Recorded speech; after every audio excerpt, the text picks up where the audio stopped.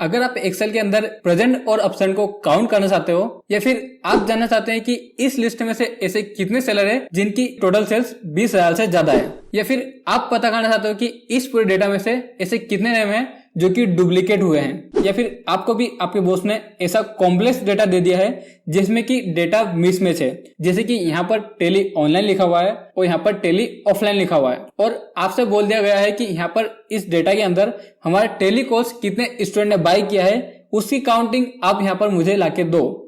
तो अगर ये चारों सवाल आपके हैं तो ये वीडियो आपके लिए है। नमस्कार दोस्तों, मैं हूं विपिन शर्मा और मैं आपके लिए लेकर आया हूं काउंट इफ फॉर्मूले का ये हिंदी ट्यूटोरियल, जिसमें कि आपको बेसिक से लेकर एडवांस तक मैं सिखाने वाला हूं। एंड इस वीडियो को देखने के बाद में मैं आपको प्रॉमिस करता हूं कि आप किसी भी तरह के डेटा को आप यहाँ पर काउंट कर पाएंगे। सो अगर आप भी एक्सेल के अंदर काउंट इफ फॉर्मूले को अच्छे से सीखना चाहते हैं तो इस वीडियो को लास्ट तक जरूर देखिए। और अगर आप फ्यूचर में भी ऐसे ही और भी इंटरेस्टिंग वीडियो देखना चाहते हैं तो उसके लिए आप हमारे चैनल को जल्दी से सब्सक्राइब कर लीजिए, ताकि फ्यूचर में आपसे ऐसे ही और भी इंटरेस्टिंग वीडियो मिस ना हो। So let's begin the video.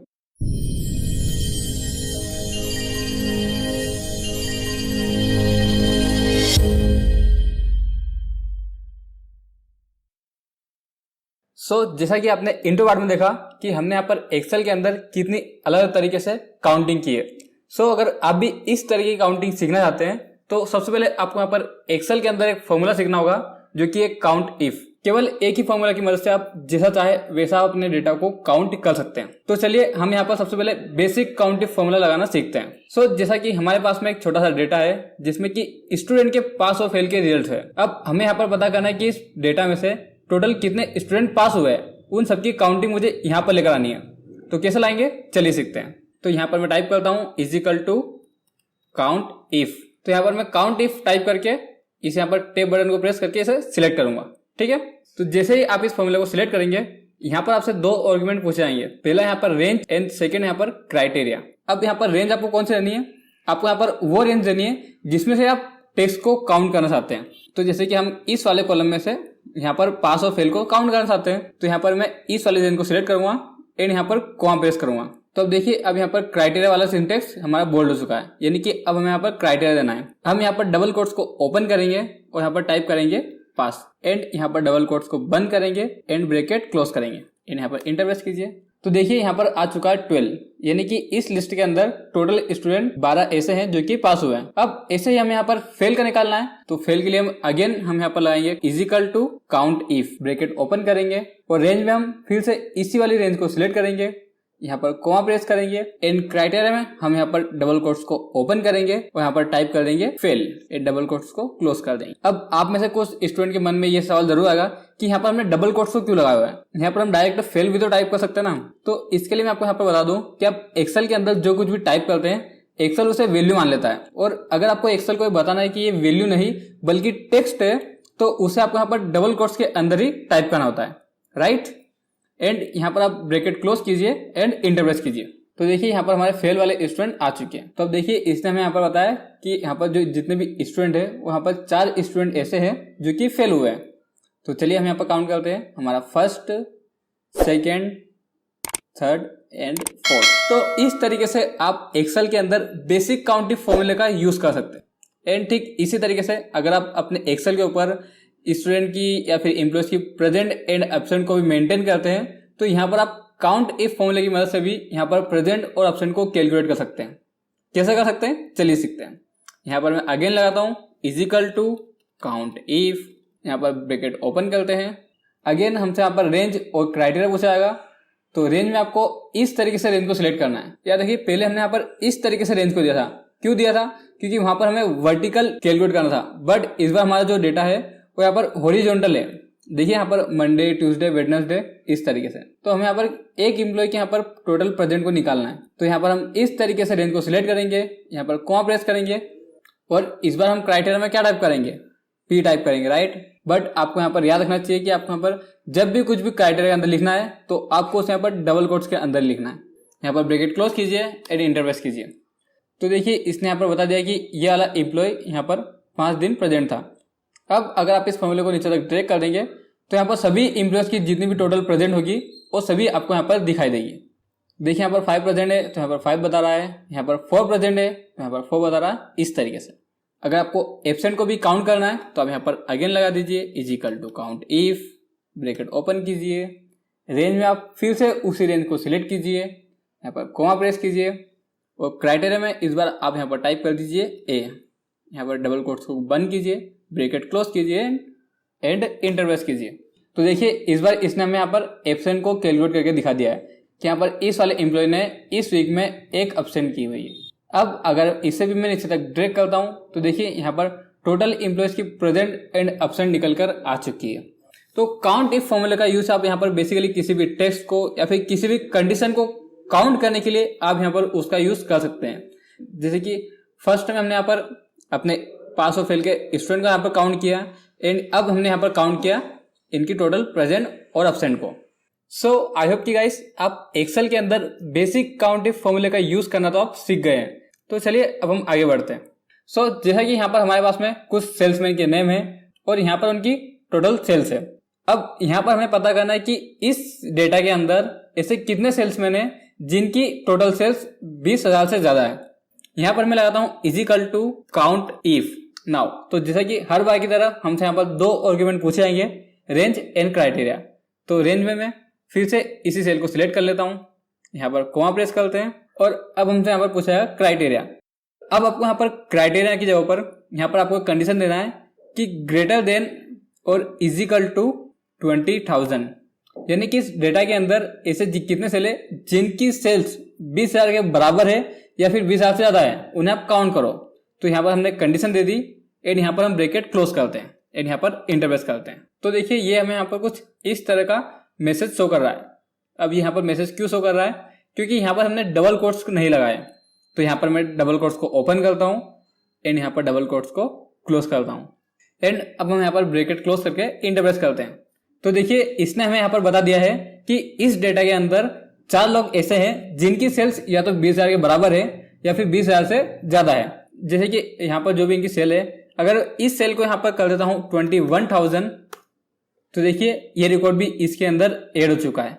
अगर मैं इस रिकॉर्ड को भी यहाँ पर ऐड कर देता हूँ, 25,000 कर देता हूँ, तो देखिए ये रिकॉर्ड भी यहाँ पर इस तरीके से ऐड हो चुका है। अब अगर आप बोलते हो कि मुझे तो ऐसे सेल्समैन के रिकॉर्ड को काउंट करना है जिनकी सेल्स 18,000 से कम है, तो आप यहाँ पर उसे भी काउंट कर सकते हैं। अगेन आप यहाँ पर फॉर्मूला पर डबल क्लिक कीजिए और यहाँ पर आप ग्रेटर देन के यहाँ पर आप टाइप कर दीजिए लेस देन एंड यहाँ पर आपने जो भी ये 20,000 टाइप किया है इसे आप यहाँ पर 18,000 टाइप कर दीजिए एंड यहाँ पर इंटर प्रेस कर दीजिए। तो देखिए यहाँ पर 13 सेल्समैन ऐसे हैं जिनकी सेल्स 18,000 से कम है। अगर इसे मैं यहाँ पर 20,000 कर देता हूँ तो देखिए ये जो सेल्समैन है ये इसकी लिस्ट से बाहर आ चुका है क्योंकि इसकी सेल्स 18,000 से ज्यादा है। तो इस तरीके से आप यहाँ पर उन सेल्समैन के रिकॉर्ड को काउंट कर सकते हैं जिनकी सेल्स या तो कम है या फिर जिनकी सेल्स ज्यादा है। या फिर अगर आप बोलते हो कि मुझे केवल ऐसे सेल्समैन के रिकॉर्ड को काउंट करना है जिनकी सेल्स इस अमाउंट के बराबर है, तो यहाँ पर आप सिंपल इजिकल टू टाइप कर दीजिए और यहाँ पर इंटर प्रेस कर दीजिए। तो देखिए यहाँ पर एक सेल्समैन ऐसा है जिसकी सेल्स 18,000 के बराबर है। कहाँ है हमारा, ये वाला है। अगर मैं इसको यहाँ से 16,000 कर देता हूँ तो देखिए यहाँ पर 0 बता रहा है, यानी कि एक भी सेल्समैन ऐसा नहीं है जिसकी सेल्स 18,000 के बराबर है। तो इस तरीके से आप यहाँ पर अपनी कंडीशन के अकॉर्डिंग आप यहाँ पर काउंट इफ फॉर्मूले का यूज कर सकते हो। तो चलिए अब बढ़ते हम एडवांस ट्रिक की तरफ कि आप एक्सेल के अंदर एडवांस तरीके से काउंट इफ फॉर्मूले का यूज कैसे कर सकते हैं।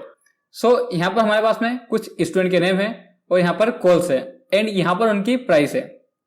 सो जैसा कि हमें यहाँ पर पता करना है कि यहाँ पर इस डेटा में हमारे टेली कोर्स कितने लोगों ने बाय किया है, उनका काउंट मुझे यहाँ पर चाहिए।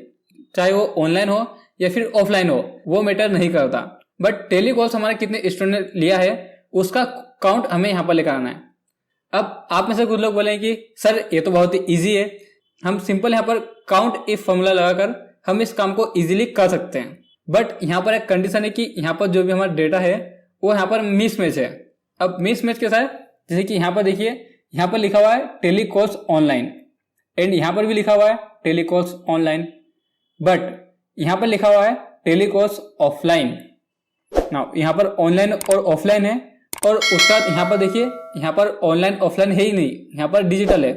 तो यहाँ पर हम काउंटिंग कैसे करेंगे, ये हमारे लिए सबसे बड़ा क्वेश्चन है कि अगर हमारे पास में इस तरह का डेटा आता है तो यहाँ पर हम काउंट इफ फॉर्मूले का यूज कैसे करेंगे।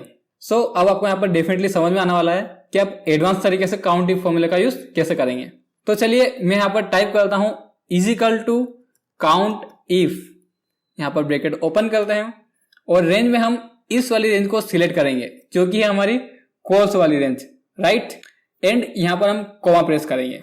अब क्राइटेरिया में आपको यहाँ पर क्या करना है, आप यहाँ पर जिस भी कॉल्स को या फिर जिस भी टेक्स्ट को आप यहाँ पर काउंट करना चाहते हो और अगर आपका डेटा इस मिस मैच है तो आप यहाँ पर उसके कॉमन टेक्स्ट को फाइंड कर लीजिए। तो जैसे कि यहाँ पर हमारा ऑनलाइन टेलीकॉल्स है और यहाँ पर हमारा ऑफलाइन टेलीकॉल्स है, तो इन दोनों में कॉमन क्या है, यहाँ पर हमारा टेली जो है वो यहाँ पर हमारा कॉमन है। और अगर यहाँ पर डिजिटल भी लिखा हुआ है तो इसमें भी जो हमारा टेली है वो यहाँ पर कॉमन है। तो यहाँ पर क्राइटेरिया में हम क्या करेंगे, यहाँ पर हम डबल कोट्स को ओपन करेंगे और यहाँ पर हम स्टार टाइप करेंगे। अभी स्टार क्या काम करने वाला है डेफिनेटली आपको यहाँ पर आगे पता चलने वाला है। अब यहाँ पर आप स्टार टाइप कीजिए। स्टार टाइप करने के बाद में आप यहाँ पर उस सिमिलर नेम को टाइप कर दीजिए। जैसे कि यहाँ पर हमारा जो भी सिमिलर नेम था वो था यहाँ पर टेली, तो हमने यहाँ पर टाइप कर दिया। उसके बाद आप यहाँ पर पीछे की साइड में भी स्टार टाइप कर दीजिए एंड यहाँ पर डबल कोट्स को बंद करके यहाँ पर ब्रैकेट क्लोज कर दीजिए। अब ये स्टार क्या काम करेंगे ये मैं आपको बता दूं। अब यहाँ पर इन सेल के अंदर ढूंढेंगे केवल टेली।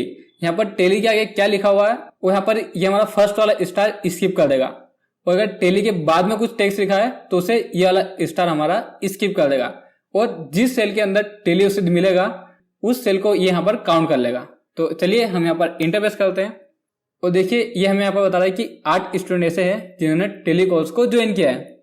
यहाँ पर मैं लास्ट में लिखता हूँ टेली।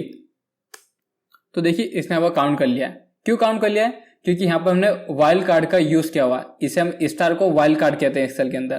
तो यहाँ पर हमने वाइल्ड कार्ड का यूज किया है, इसके लिए ये यहाँ पर काउंट कर रहा है। अगर इसमें मैं यहाँ पर एक स्टार को हटा देता हूं तो अब यहाँ पर केवल ऐसे सेल को काउंट करेगा जिसमें कि फर्स्ट में टेली लिखा हुआ है। जैसे देखिए यहाँ पर फर्स्ट में टेली यहाँ पर लिखा हुआ है। अगर मैं यहाँ से इसके आगे कुछ टेक्स्ट को ऐड कर देता हूं तो देखिए यहाँ पर 4 बताएगा, क्योंकि यहाँ पर हमने पहले वाला वाइल्ड कार्ड हटा दिया है तो इसके पहले वाले टेक्स्ट को स्किप नहीं करेगा। ठीक इस तरीके से आप यहाँ पर वाइल्ड कार्ड का यूज कर सकते हैं।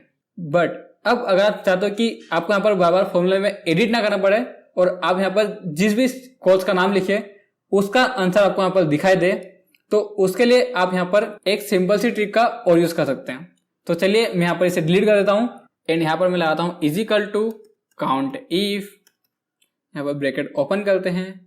रेंज में हम अगेन इस वाली रेंज को सिलेक्ट करेंगे, यहाँ पर कॉमा प्रेस करेंगे और क्राइटेरिया में इस बार आपको यहाँ पर डबल कोट्स को ओपन करना है, यहाँ पर आपको स्टार टाइप करना है और डबल कोट्स को क्लोज करना है और इस बार आपको यहाँ पर एंड सिंबल का यूज करना है, राइट। और उसके बाद आप यहाँ पर इस वाले सेल को सिलेक्ट कर लीजिए। आप चाहे तो किसी भी सेल को सिलेक्ट कर सकते हैं, बट मैं अभी यहाँ पर इस वाले सेल को सिलेक्ट कर रहा हूँ, ठीक है।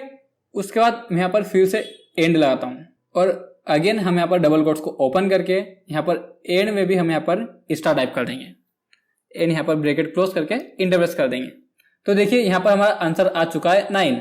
अब अगर मैं यहाँ पर इस टेली के ऊपर अगर मैं यहाँ पर एक्सेल टाइप करता हूँ तो देखिए यहाँ पर हमारा एक्सेल का आंसर आ रहा है और अगर मैं यहाँ पर फिल्मोरा टाइप करता हूँ तो यहाँ पर हमारा फिल्मोरा का आंसर आ रहा है, बट इन दोनों का आंसर सेम आ रहा है। तो यहाँ पर मैं एक बार फिल्मोरा टाइप करके देख लेता हूँ, फिल्मोरा। तो देखिए यहाँ पर अपडेट हो चुका है। तो यानी कि हमारा जो फॉर्मूला है यहाँ पर परफेक्ट काम कर रहा है। तो इस तरीके से आप यहाँ पर वाइल्ड कार्ड का यूज करके आप किसी भी टेक्स्ट को काउंट कर सकते हैं, चाहे वो आपका डेटा मिसमैच हो या फिर कैसा भी हो, आप यहाँ पर उसे काउंट कर पाएंगे। सो अगर काउंट इफ फॉर्मूले की एडवांस ट्रिक आपको पसंद आई हो तो इस वीडियो को अभी लाइक कीजिए। फाइनली अब हम यहाँ पर एक्सेल के अंदर निकालने वाले हैं डुप्लीकेट वैल्यूज को। नाउ यहाँ पर हमारे पास में कुछ स्टूडेंट के नेम है और यहाँ पर हमें डुप्लीकेट नेम को पता करना है कि यहाँ पर इस रेंज के अंदर कौन सा नेम डुप्लीकेट है। तो ज्यादातर लोग एक्सेल के अंदर डुप्लीकेट वैल्यू को पता करने के लिए कंडीशनल फॉर्मेटिंग का यूज करते हैं। तो जैसे कि मैं यहाँ पर इस कॉलम को सिलेक्ट करके यहाँ पर कंडीशनल फॉर्मेटिंग में आकर यहाँ से मैं डुप्लीकेट वैल्यू पर क्लिक करता हूँ तो देखिए यहाँ पर हमारे डुप्लीकेट सेल सिलेक्ट हो जाएंगे। तो देखिए ये हमें यहाँ पर डुप्लीकेट नेम को तो हाईलाइट कर रहा है, बट यहाँ पर हमें यह नहीं पता चल रहा है कि यहाँ पर कौन सा नाम हमारा कितनी बार डुप्लीकेट हुआ है। तो अगर आपको पता करना है कि आपका कौन सा नाम कितनी बार डुप्लीकेट हो रहा है तो ये आप यहाँ पर काउंट इफ फॉर्मूले की मदद से बहुत ही इजीली तरीके से कर सकते हैं। अब काउंट इफ फॉर्मूले की मदद से हम डुप्लीकेट वैल्यू को कैसे पता कर सकते हैं, चलिए सीखते हैं। यहां पर मैं लगाता हूं इजिकल टू काउंट इफ, और रेंज में इस बार हम इस वाले सेल को सिलेक्ट करते हैं।